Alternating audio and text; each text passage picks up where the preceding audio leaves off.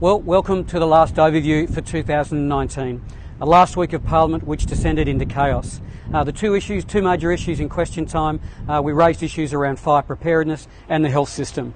A number of career fire staff and volunteer fire staff from the Tasmanian Fire Service have raised significant concerns about the preparation that is underway and the lack of preparedness for the bushfire season. We asked a series of questions to the Minister and he was unable to answer even the most basic of questions. This is of great concern to Tasmanians. We are a fire-prone area and more work needs to be done to support our firefighters, not only in the TFS, career and volunteer, but also Parks and Wildlife and Sustainable Timbers Tasmania. We'll continue to pursue that.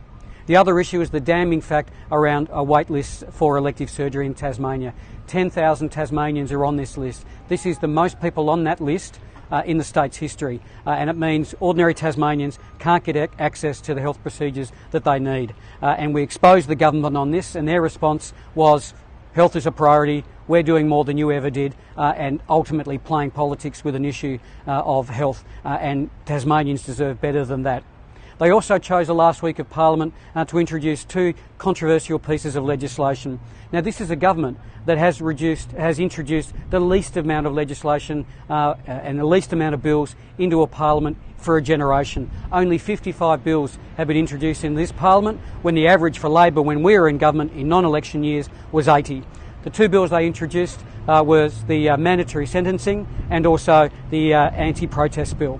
In mandatory sentencing, this is a bill that's been rejected 3 times by the Tasmanian Parliament, and we all acknowledge it is something that does not achieve the aims that they seek to achieve. So purely it's about politics, and we know they introduced it this week, it wouldn't go to the upper house, and this is a trigger and an issue that they want to campaign on in the upper house elections. Pure politics over good policy.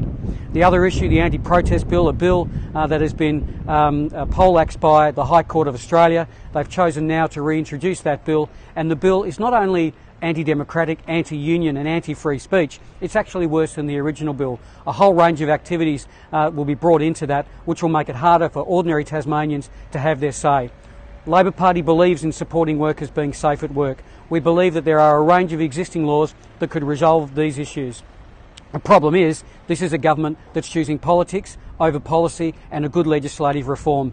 Again, we debated it late into the night on Wednesday. The debate went into Thursday. They guillotine debate, they gag debate because it's a matter of urgency, yet we know the bill won't even get to the upper house until early next year, and we expect them not to introduce the bill until after upper house elections. Again, a government choosing politics over good policy.